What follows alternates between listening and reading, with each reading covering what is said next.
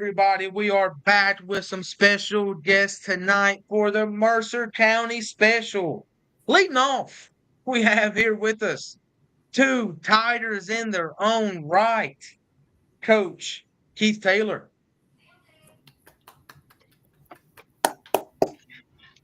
And one of the men that he coached in his tenure at Princeton, 2023 Kennedy Award winner, and absolute dog out on the field, Dom Collins. Appreciate you. Gentlemen, we are all gathered here for a special occasion. Your Princeton Tigers are headed to Charleston, and we're here to talk about it. How are we doing, fellas?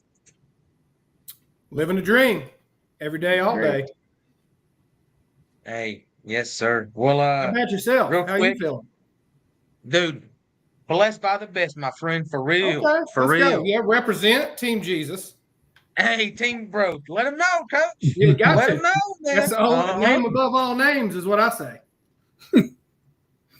And this team is backed by prayer, man. Let me tell you. Now, first, before we all get deep, go ahead, everybody, and share this live. Always. We got them. They're piling in here now. And I gotta read the ads. This live is brought to you by Bill Cole Auto Mall there in Bluefield, West Virginia, Raynell Medical Center, Better Healthcare at Home, and our friends over at Burton Herbert Bank. If you're watching this, go ahead and give this a share, man. Yes. Fellas, I'm sure y'all saw on Facebook. Metro didn't want to invite the guys up on their big time show or whatever. So we're all we got, fellas. So hey, it's time to saddle up and gather around these boys and just talk about some Princeton football, huh? Yeah. Get after it. Let's do it. Now, I guess we'll start this off. Cody, you've obviously been at a lot of Princeton games. Man, and then obviously, Coach, you've been watching these Princeton games, and you were on that same sideline a lot with this young man here, Dom. Coach, from your perspective, and it's always interesting to hear from a former head coach. What's just the mentality difference that you can see from a fan's perspective in this team? Yeah, I just think they're completely locked in. From the time they go out there, it's not a lot of hooping and hollering like I like to do, and my teams like to do. Like that was our identity, and that was my identity. And a lot of times, you take after your head coach. And, Nate Tanner is all about the business, and they go out there and they handle their business. They still have the passion that we had, ever since I was there, right? Even as an assistant coach, and that Princeton passion's there, and the abilities there. But I think now there's a focus, right? I think Coach Tanner brought a focus to what we're going to do, attention to details, and I think just watching them, they just, no matter what, always completely locked in, never too high, never too low, just always ready for the next play. That's what I see. Yes, sir. And now, Dom, you've been able to get you have a lot of personal connections at an eye level with these guys. These are your boys, Yeah. From a friend's perspective, man, what's it just kind of like seeing their mental change? It's just like I don't know how to explain it, but like I'm just proud of everybody. Like to just see where they've came, because I've played with half of them since like little league, or like if I didn't play against them, I was at their games watching them before my games, because obviously I'm older. But like just watching them grow up and become the athletes that they are, the big phenoms, the big mentors they are to these younger kids. Like it's great. Yes, Absolutely. sir. Yes, sir. Seeing Dom go from, big brother of the team to now you unk in the stands, man. Chill. It's cool seeing you out there on Friday nights. We interviewed you during one of the games at halftime. Getting to experience this type of level of, like Coach said, locked in. Before the games, every one of these players, it's focus. They're business. And,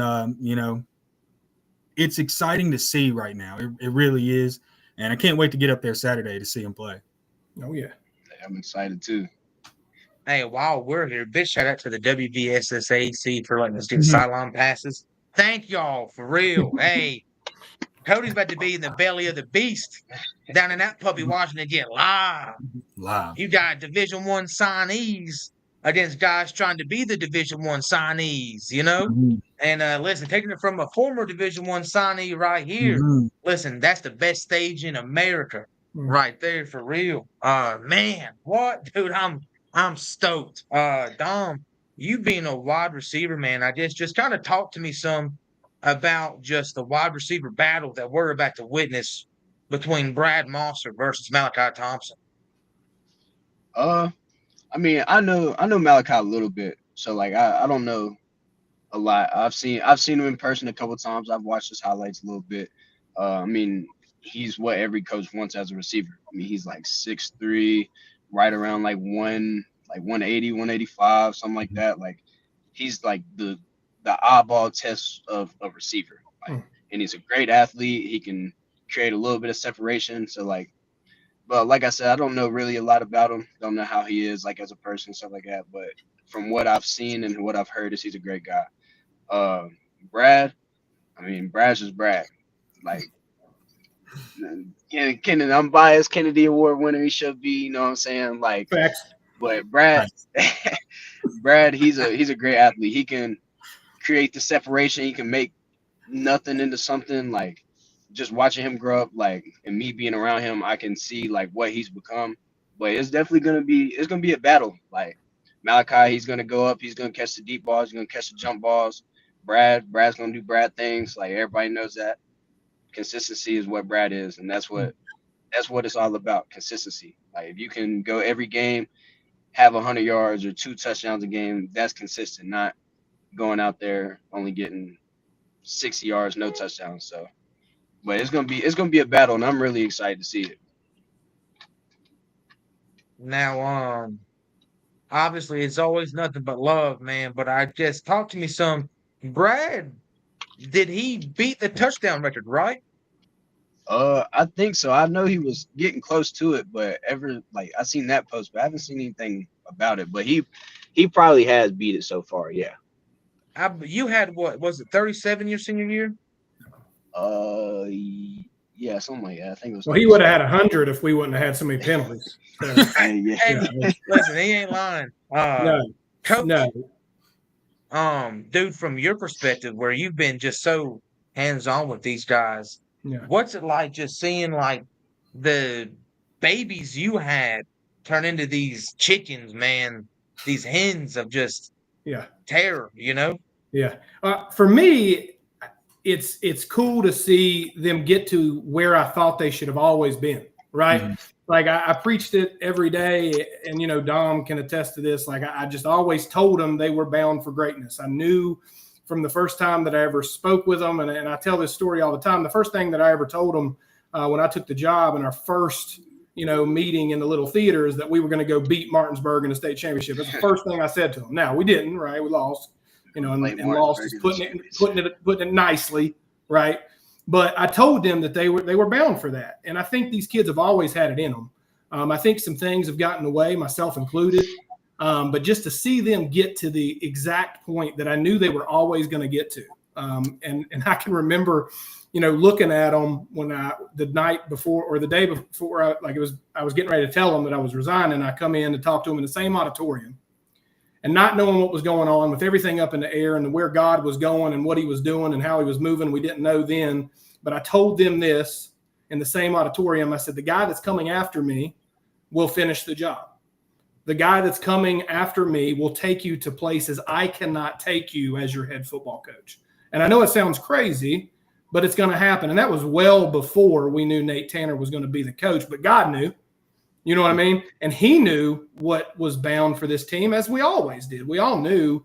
And it's not about championships, and it's not about those kind of things. And I know that's what we're here to talk about, but it's about these guys truly buying into what the God of the universe put within them, right? Like he's done it for all of us, but just seeing our kids grow spiritually, seeing our kids grow in their maturity, seeing these kids grow in their selflessness, that's what's translating out there on the field. The talent and the ability And, you know, I'll say the coaching's even been there, not myself. I had really great assistants. That's just a shout out to Coach Belcher, you know, and Coach McClanahan and Dave Campbell and all those guys, Coach Pettigo before me. All these guys have put it out there, but it was just all in a perfect timing. There's a time and a season for everything, right? Mm-hmm. And, you know, our season was over. My season and our coach's tenure, it was over there. And to see what God's doing with these kids now is what I'm most impressed with, because they've taken on what they were meant to do. And not only to win, to go out there and put everything out there on the line, because you never know when your next play is going to be, right? That's what I am impressed with. That's what I think the community of Princeton is so excited about, because we have incredible fans that show up. You can look in other stands, right? And they're not there. Like I saw a couple, and I'm not going to mention any schools, but the camera pans and it's dead. There ain't nobody in there. And I blame a lot of that on JR1 Sports, because it would be super packed if we didn't have such a good broadcast team. Shout out to Moose and Seth. But like that's the thing, man. That's what it's about. And that's what I love to see, because it's not about me. It wasn't about coaches. It's not about who's there. It's what about these kids buying into something that's bigger than themselves. Absolutely. And finally seeing it get to where it is. And the job ain't done, right? It's not done at all. But with these kids, it doesn't matter. They'll play you out in the parking lot finally. You know what I mean? So it doesn't matter that the game's in Laidley and there's all this whatever. They're just ready to get after it and get active. Well, for sure. Cody? Coach, that was beautifully said. For real. And I ramble a lot, so y'all cut me off or we'll be on here for 6 hours. We'll run through a quick wall for you, Coach. No. Let's do it right now. Coach, the parable right there in the man coming after me will be the one to lead y'all. I'm with you, Coach. Yeah. I'm right there. Hey, and you know why you're with me? Because that's the Holy Spirit, brother. That's what it is. Just like that thing just like the thing you sent to Cody this morning, man. It's all intertwined. It's all part of a greater design, right? His ways are better than our ways. That's what it's about. That's what it's about. That's what it's about. Keep on, I'm gonna start preaching. So we better. Hey, we'll turn this live to a revival quick, man. Hey, I'm ready. I will say, you know, watching you guys at State 2 years ago in Wheeling, I am so happy, so happy that I'm only driving to Charleston now. There you go. Yeah. Yes. That is my favorite part of this. Go ahead, Fred. Are y'all going to be able to make it up? Do y'all plan to make the trip, or? I'm gonna be there. Yeah, we were talking about it right before you jumped back on, Fred. Yeah. Hey, the Princeton legends in the flesh are pulling up, Coach, man. And obviously, you know, back in your day, you were quite the player too, man. I guess just with, you know, you wearing that blue on both levels here. I guess just as just a player and a fan, like just take the coaching out of it, right? Like just what's that feeling you get when you think about this team even potentially hoisting that trophy? Yeah, I think it's just seeing the job completed. You know, I always would tell my kids all the time, and I think that's why I coached with such passion, because I didn't practice with passion. I played with passion. I was fat and out of shape. I didn't go to weightlifting. You know, thank goodness the good Lord above blessed me with some talent, because I had zero work ethic. And you can go ask any coach out there. I mean, I'm hoping and I'm praying that Dave Campbell's watching, just so you can let him know. Because the first time I met him as a coach coming back, he said, "What are you doing wearing that shirt? You're fat." Right. So that put it into perspective. But, you know, as a player, I didn't give everything that I had, man. I wasn't in the same mindset. And I think that happened so I would have the opportunity to kind of tell my kids that, right, when I coached them.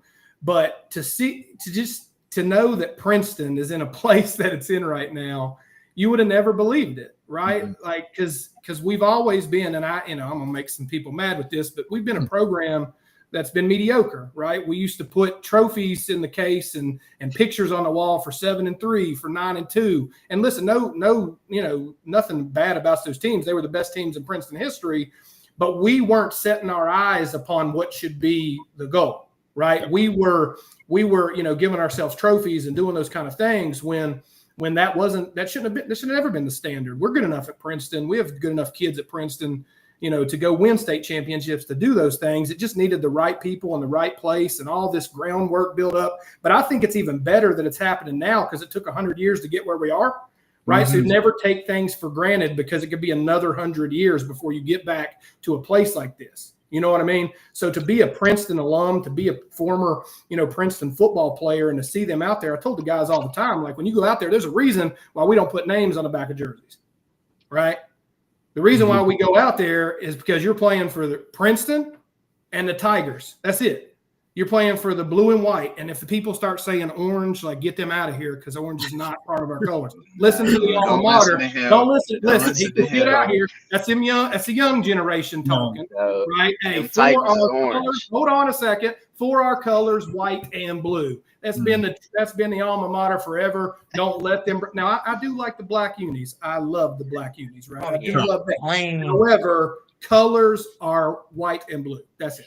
That's it. Yeah, even when I was in high school, Princeton's colors were white and blue, as they should be. And just kind of talking. You can talk to you can ask Coach Paws about this. I heckle with him all the time. We played Princeton all 4 years I was in high school. Now, they got us for the first 3 years, but my senior year is the only one I count. I don't care what Derek says, but we got them, and that was a big win for us because Princeton's a bigger school than Graham, and so beating that team, it was kind of like we won the West Virginia State Championship. We beat Bluefield that year, and then we went and beat Princeton. And Derek always likes to say, "Oh, but we got you. I'm 3-1 against you." Yeah, but I got the one that mattered, Derek. I don't care. I got the one that mattered. And seeing it culminate to, like you're saying, that build up came to a head, and that's what I think has brought this community together so strongly. Is because they deserve it. The players deserve it. They've worked so hard year in and year out, and it's finally getting to the point to where this community has really just gravitated towards the ultimate goal, a championship. And I really do think this is the year. I really, really, truly believe this is the year. Now, and for me, sorry. Oh no, Jinx, you owe me soda. I was going to post something real quick about I guess just Dom, the guy that was throwing you the football as a baby, has now grown into being the greatest statistical quarterback in Princeton senior high school history. Talk to me some about just the relationship that y'all have. Y'all ever get like balls up in the off season? Is that something y'all have done? And I guess just kind of talk to me about his growth you're seeing off of the field. His growth has been like really great. Like watching him, his freshman year was my junior year. Yeah. So like watching him, I mean, he came in, there was a 4-year starter, Grant, and like most people, like the culture at Princeton, like Coach said, it's gonna hurt people's feelings. A lot of people don't know how to take you're not good enough. So it's always been handed out. So he came in 4-year starter, and like obviously he knew he wasn't gonna be a starting quarterback, and he handled it really good. Like he would ask Grant questions, he'd ask Coach Belcher questions, everybody else questions. And another thing about Chance people don't know is Chance played safety his freshman year. Like he was just trying to get on the field. He was just trying to get on the field, and that, like when I seen that, I was just like, okay, like he wants the ball. Like he's a leader. Like he's gonna be a like program changer. And then next year, sophomore year, he's starting, and like first game he had a little jitters, but I mean, coming in sophomore after like what we did, like you're gonna have those. But watching him go from sophomore year to like senior year, like it's just like it's crazy. Like I kind of don't believe it, like how much he's excelled and became a leader, athlete. Like it's just kind of crazy. And like during the off season, like when I was in high school, he's been in that weight room. And like Chance, he loves to get that work in. Like off season, he asked me to lift, go to TJ's, throw the ball. But like, I mean, as I got into college, we don't do as much. But every now and then, like he'll be like, "Hey, you want to get some balls up in the off season?" I'll be like, "Yeah, let's go." Yes, sir. He's always trying to get better. Same thing for you. You being a man who coached him and seeing him now kind of do his thing. This past summer on a national circuit, he was in the Carolinas tearing it up. I just trying to talk to me some. Same thing to you. Yeah. So I was in charge of the scout team Dom's junior year, Chance and him's freshman year, and I love scout team, right? I'm really not qualified to coach anything else, but I can run a mean scout team. I can draw it up, run a bunch of different things, make the defense coordinators upset, just ask them, right? But we were always balling out. Like, you know, Chance would, you know, he's letting that thing fly, and like we're moving the ball down the field. And like we, you know, and I am trying my best to get the defense mad. And we could, because we could move the ball. But the one story about Chance that a lot of people don't know is, you know, people forget that they're like MERCER was in the running for the quarterback, right? For QB1. And that was a very tough time for us as coaches, because we got two really, really good football players, really good sophomores, same grade, you know, and then you go ahead and you throw Belcher in the mix. So we got all these people real ready to play one position, you know, but so we had it narrowed down. We're going with MERCER, we're going with Barker. And so one day, you know, I was talking to Belcher, and we decided during practice, and this was like the second week, I think it was after the first scrimmage. I can't remember exactly when, but it sticks out in my mind. We cut the reps. So the first day, we didn't give any reps to Brad, like the whole day. Like, just didn't say nothing, just he didn't get no quarterback reps. And Brad, you know, he went and he did his thing. He played. Brad can play any position out there. I know he wouldn't want to play on the offense. He might now because he's so, you know, he's brolic and ready to rock and roll. But he could play any skill position. So we knew that, you know, for us, it would be probably better for him to, you know, for Barker to win it. Let me call time out here. We're not live anymore, Fred, on Facebook.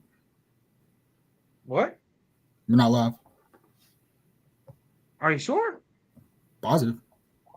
Britt Beasley just commented off of Facebook, 400 men on the video tonight. Go Tigers. On the video, not on the live. What? Mm-hmm.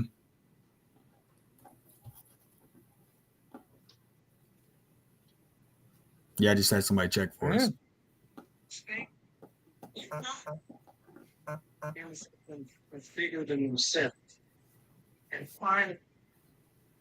How did that even happen? I think we're live on YouTube still, though, huh?